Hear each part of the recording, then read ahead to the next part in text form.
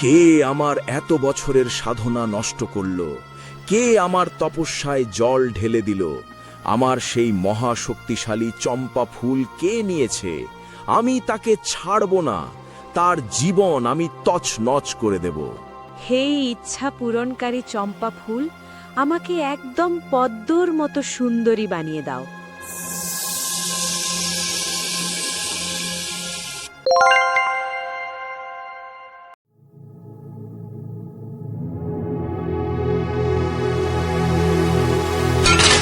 এই মেয়েটাকে ঘরে তুলে এনে আমি যেন নিজের সর্বনাশ ডেকে এনেছি। আমার সাধের কলসিটাও ভেঙে দিল। কি অশুভ মেয়ে রে বাবা, পুরো ঘরের শান্তিটাই নষ্ট করে দিল। ওহ, মরে গেলাম রে।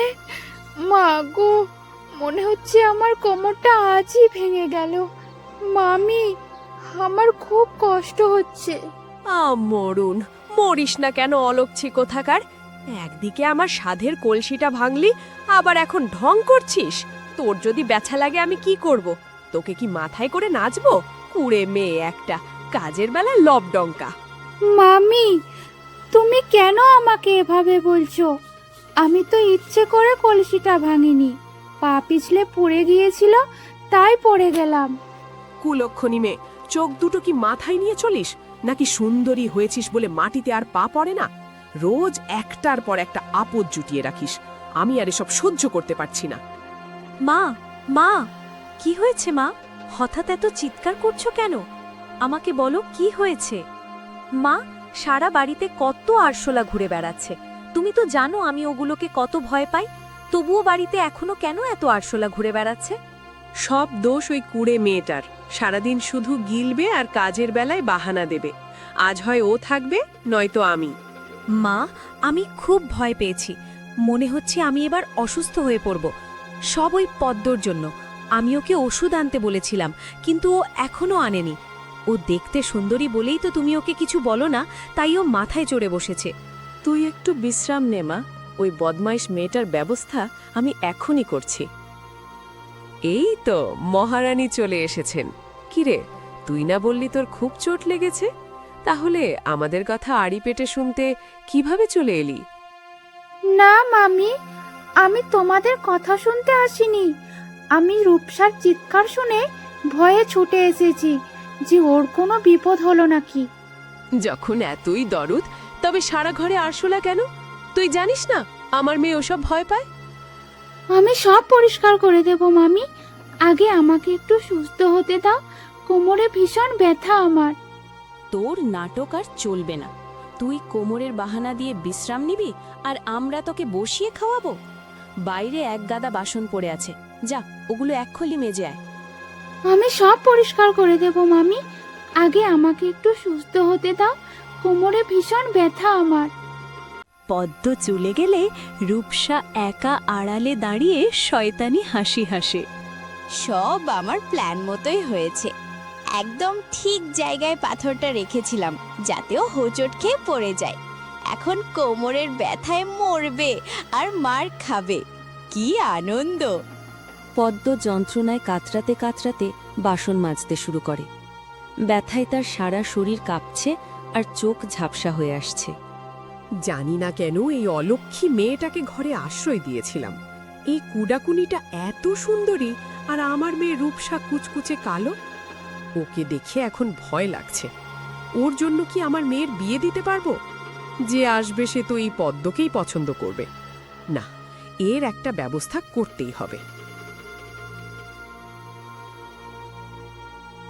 ওরে ও কামচোর, এখন এটাই তোর কাজ নাকি? এখানে শুয়ে আরাম করা হচ্ছে? আজই তোর এই বাড়িতে শেষ দিন। মামি, আমার শরীরটা একদম ভালো লাগছে না। খুব দুর্বল লাগছে। মনে হচ্ছে জ্বর আসবে। তাই একটু চোখ লেগে গিয়েছিল। আমি কোনো বাহানা শুনতে চাই না। তুই এক্ষুনি আমার চোখের সামনে থেকে দূর হ। তোকে যেন আর কোনোদিন এই বাড়ির আশেপাশে না দেখি, বুঝলি? অসহায় পদ্ম কাঁদতে কাঁদতে জঙ্গলের পথে হাঁটতে থাকে।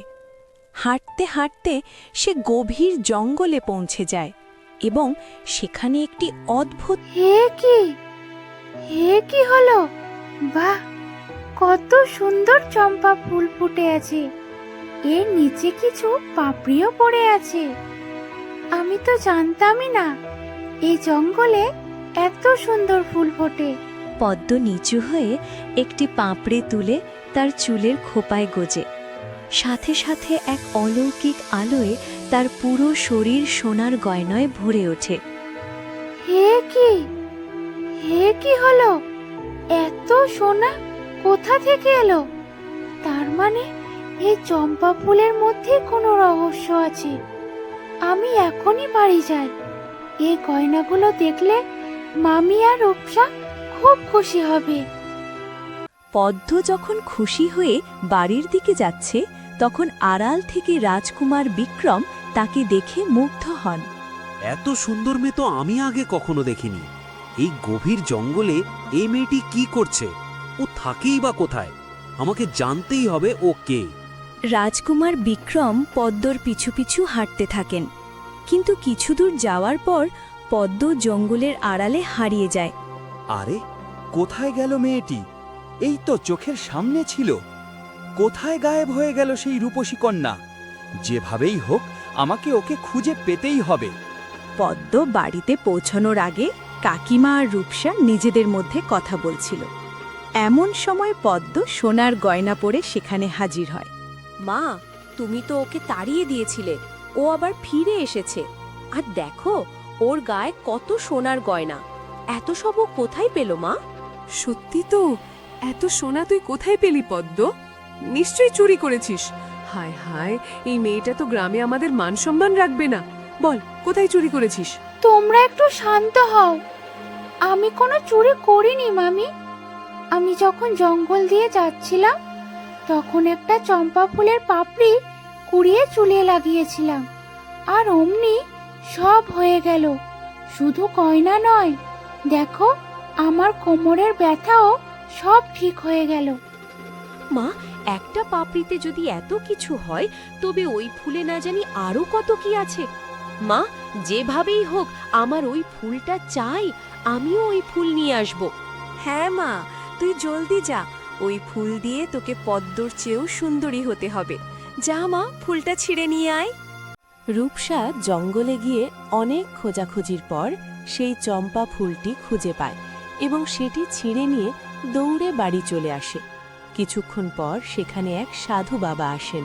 কে আমার এত বছরের সাধনা নষ্ট করল?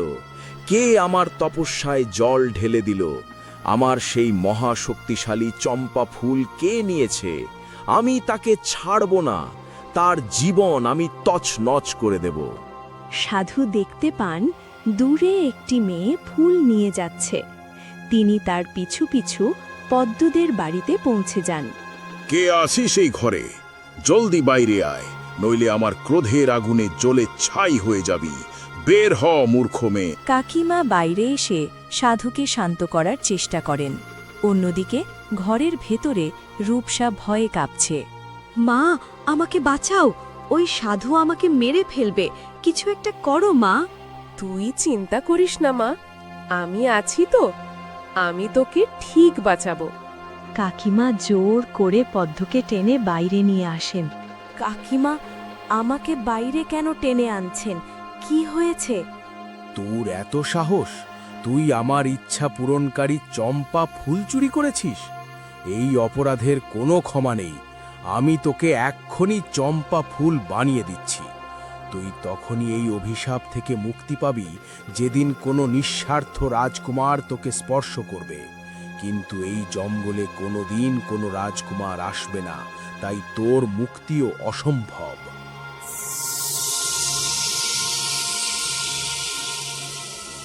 পদ্ম কিছু বলার আগেই সাধুর জাদুতে সে একটি চম্পা ফুলে পরিণত হয়। সাধু তাকে নিয়ে জঙ্গলে চলে যান। পদ্ম চলে যাওয়ার পর কাকিমা আর রূপসা নিজেদের বুদ্ধির বড়াই করছিল। এমন সময় রাজকুমার বিক্রম সেখানে এসে হাজির হন। কেউ আছেন? দয়া করে বাইরে আসুন। কে আপনি? কাকে খুঁজছেন? আমি প্রতাপগড় রাজ্যের রাজকুমার বিক্রম। জঙ্গলে আমি এক সুন্দরী মেয়েকে দেখেছিলাম। তাকে খুঁজতে খুঁজতে এখানে এসেছি। তার চুলে চম্পা ফুলের পাপড়ি ছিল। আমি তাকে বিবাহ করে আমার রাজ্যের রানী বানাতে চাই। আমাদের কপাল খুলে গেছে। রূপসাকে মহারানী বানানোর এটাই সুযোগ। আমি আমার মেয়েকে নিয়ে এসেছি, আপনি একটু দাঁড়ান। মা, ঘাবড়াস না, ওই রাজকুমার পদ্মর খোঁজ করছে। তুই এখনই সেই জাদুকরি ফুলটা দিয়ে পদ্মর রূপ ধারণ কর। হ্যাঁ মা, সাধুর ভয়ে তো ভুলেই গিয়েছিলাম যে ফুলটা আমার কাছেই আছে। সে হাতে সে জাদুকরি চম্পা ফুল তুলে নেয় এবং মন্ত্র উচ্চারণ শুরু করে। হে ইচ্ছা পূরণকারী চম্পা ফুল, আমাকে একদম পদ্মর মতো সুন্দরী বানিয়ে দাও। মুহূর্তের মধ্যেই তার শরীরে জাদু ছড়িয়ে পড়ে আর সে হুবহু পদ্মর রূপ ধারণ করে বাইরে এসে দাঁড়ায়। রূপসাকে দেখে রাজকুমার মুহূর্তেই মুগ্ধ হয়ে যায়। হ্যাঁ, এই তো সেই সুন্দরী মেয়ে। আমি আপনাকে আমার রানী বানাতে চাই। আপনার কোনো আপত্তি নেই তো? না না রাজকুমার, আমার আবার কি আপত্তি থাকবে? আপনার অর্ধাঙ্গিনী হতে পারা তো আমার সৌভাগ্যের কথা। এটা আমার গত 100 জন্মের পুণ্যের ফল। রূপসার মিষ্টি কথায় রাজকুমার আরও মুগ্ধ হয়ে যায়। তবে আর দেরি কেন? চলো আমার সাথে। রাজকুমার বিক্রম রূপসাকেই আসল পদ্ম মনে করে তাকে ঘোড়ায় তুলে নিজের রাজ্যের দিকে রওনা হন। দীর্ঘ পথ পাড়ি দিতে দিতে তারা বনের গভীরে পৌঁছে যায়। কুমার, আমাদের আর কত দূর যেতে হবে? আমি খুব ক্লান্ত হয়ে পড়েছি। আর অল্প কিছুক্ষণ পদ্ম, সামনের জঙ্গলটা পার হলেই আমাদের রাজ্য এসে যাবে। রূপসার কণ্ঠে ক্লান্তির ছাপ স্পষ্ট, কিন্তু তার ভেতরে চলছে অন্য হিসাব। বনের এক কোণে দাঁড়িয়ে সেই সাধু বাবা সব কিছু দেখছিলেন। রাজকুমার আর রূপসাকে একসাথে যেতে দেখে তিনি গভীর সন্দেহে পড়ে যান। এ কি দেখলাম? মনে হচ্ছে এটা সেই মেয়েটি যাকে আমি কাল চম্পা ফুল বানিয়ে জঙ্গলে রেখে এসেছিলাম। কিন্তু এটা কিভাবে সম্ভব? রাগের মাথায় আমি কি কোনো ভুল করলাম? না না, এটা নিশ্চয়ই আমার মনের ভ্রম। একই রকম দেখতে দুজন মেয়ে তো হতে পারে না। প্রতাপগড় রাজ্যের রাজা ভানুপ্রতাপ বয়সের ভারে কিছুটা দুর্বল হয়ে পড়েছেন। তিনি তার বিশ্বস্ত মন্ত্রী বীরসিংহের সাথে রাজ্যের ভবিষ্যৎ নিয়ে গভীর আলোচনায় বসেছেন। মন্ত্রী মশাই, আমি একটা বিষয় নিয়ে খুব চিন্তিত। শরীর আর আগের মতো চলছে না। মনে হচ্ছে রাজ্যের জন্য এবার একজন নতুন উত্তরাধিকারী ঘোষণা করা দরকার। ঠিক বলেছেন মহারাজ, এখন আপনার বিশ্রামের প্রয়োজন।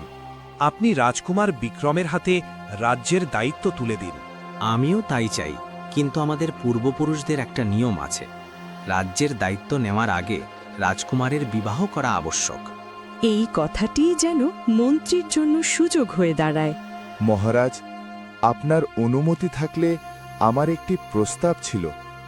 আপনি যদি রাজি হন তবে আমার একমাত্র মেয়ে মধুর সাথে রাজকুমারের বিয়ে দিতে চাই।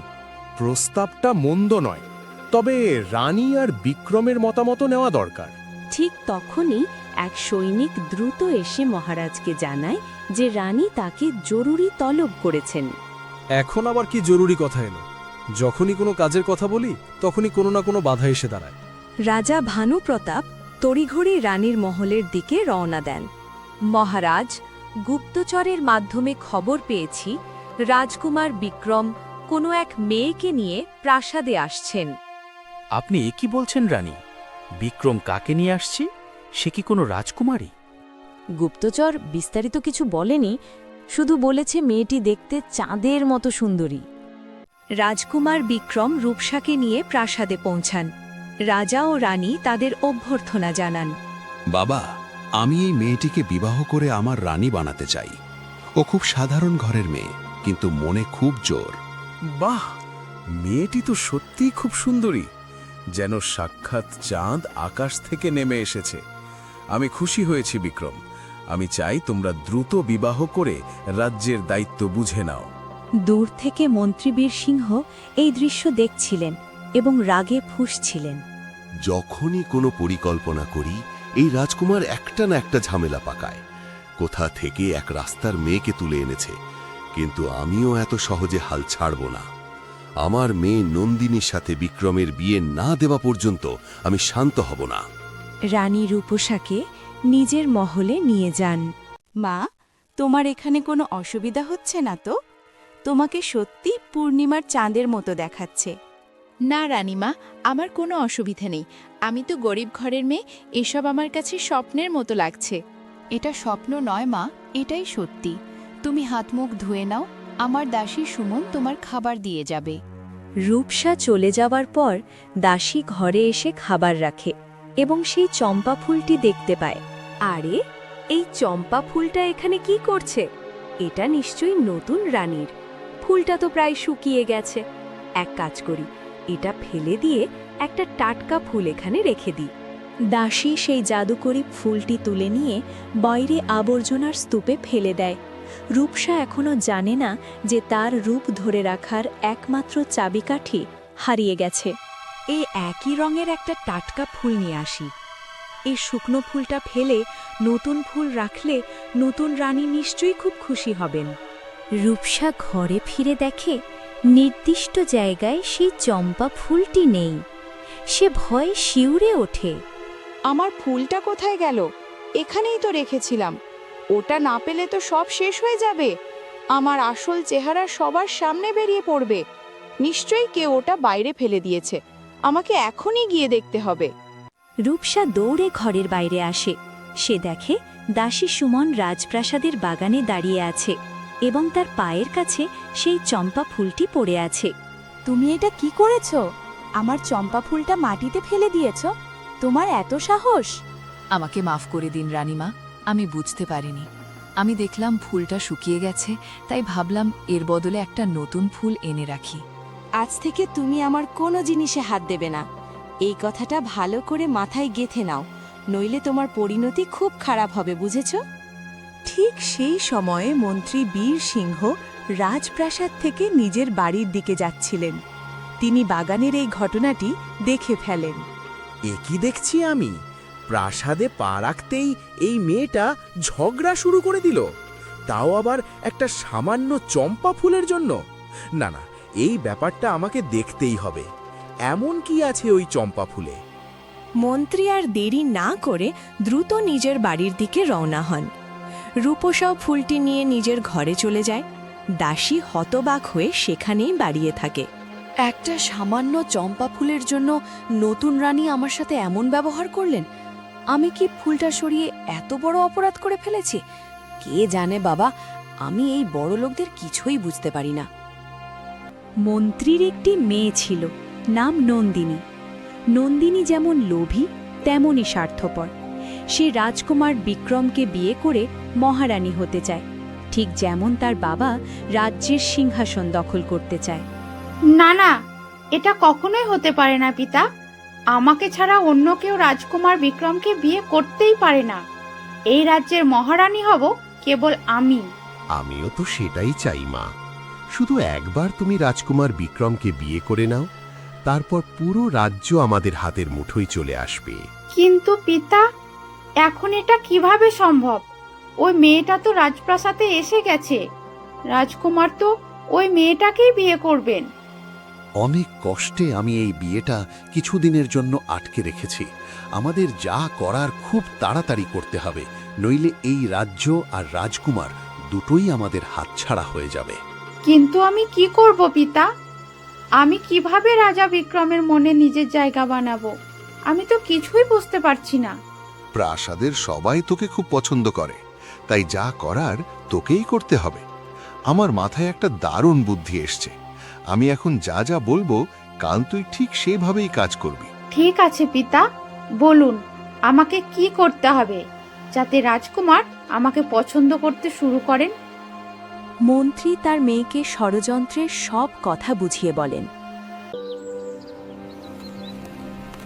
এদিকে রাজকুমার বিক্রম রূপসার পদ্মর রূপে ঘরে এসে তার খোঁজ খবর নিতে আসেন। পদ্ম, তোমার এখানে কোনো অসুবিধা হচ্ছে না তো? সবকিছু ঠিকমতো পাচ্ছ তো? এখানে তোমার মন টিকছে তো? রাজকুমার, আমার কোনো অসুবিধা হচ্ছে না। আপনি অযথাই আমাকে নিয়ে এত চিন্তা করছেন। পদ্ম, আমাদের রাজ্যে কিছু সমস্যার কারণে আমাদের আরও কিছুদিন অপেক্ষা করতে হবে। তা না হলে আমি আজই তোমাকে বিয়ে করে এই রাজ্যের মহারানী বানিয়ে দিতাম। রাজকুমার, আমার কোনো তাড়া নেই। আপনি যতদিন অপেক্ষা করতে বলবেন আমি ততদিনই করব। কিন্তু আমার এখানে একটা সমস্যা হচ্ছে। বলো না, কি হয়েছে? কি সমস্যা তোমার?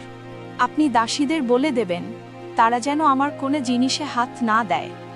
ঠিক আছে, আমি সবাইকে বলে দেব কেউ তোমার জিনিসে হাত দেবে না। রাজকুমার ঘর থেকে বেরিয়ে যান। সকালের নাস্তা নিয়ে দাসী রূপসার ঘরের দিকে যাচ্ছিল। পথে মন্ত্রীর মেয়ে নন্দিনীর সাথে তার দেখা হয়।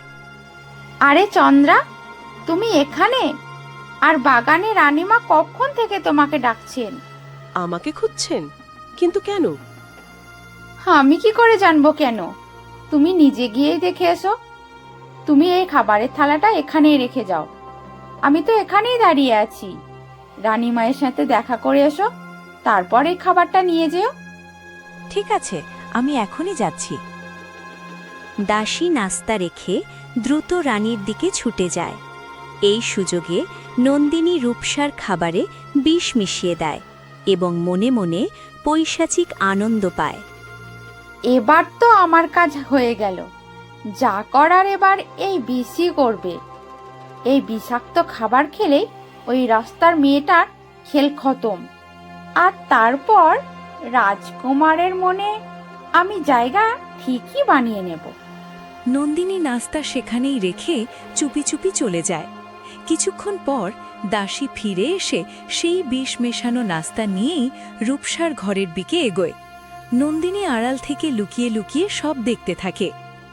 পদ্ম কি কোনোদিন এই অভিশাপ থেকে মুক্তি পাবে?